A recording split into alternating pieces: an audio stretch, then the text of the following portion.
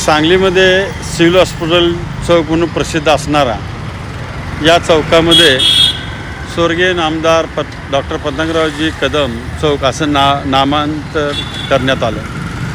हे नामकरण झाल्यानंतर या चौकाचं सुशोभीकरणसुद्धा अत्यंत चांगल्या पद्धतीनं केलं गेलं।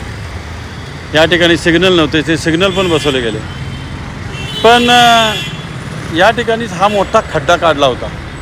आता ज्यांनी खड्डा काढला मग ते कोण आहे ते महापालिकेलाच माहीत। हा खड्डा काढला आणि खड्डा काढल्यानंतर परत त्याच्यामध्ये असं नुसता माती ढकलून गेले।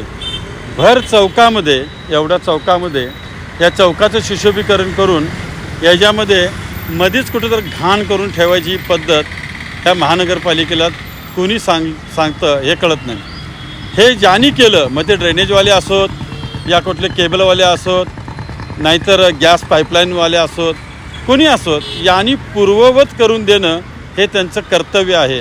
आणि एवढ्या मोठ्या अशा या चौकामध्ये इतकं असं सुशोभीकरण केलेलं आहे आणि याच्यापासून अवघ्या 5 ते 7 फुटावर हा खड्डा आणि हे मातीचा ढिगारा लावून ठेवला, तो अत्यंत वाईट गोष्ट आहे। त्यामुळं महानगरपालिकेच्या कर्तव्यदक्ष अधिकाऱ्यांनी त्वरित या खड्ड्याला मुजवून घेऊन याला पूर्ववत करून या ठिकाणी मधीच घाण करून जी ठेवलेली आहे ती तेवढी घाण नष्ट करावी, असं मी रोज एक नवीन विषयाच्या माध्यमातून आपल्याला विनंती करतो आहे आणि ती विनंती आपण मान्य कराल अशी अपेक्षा धरतो।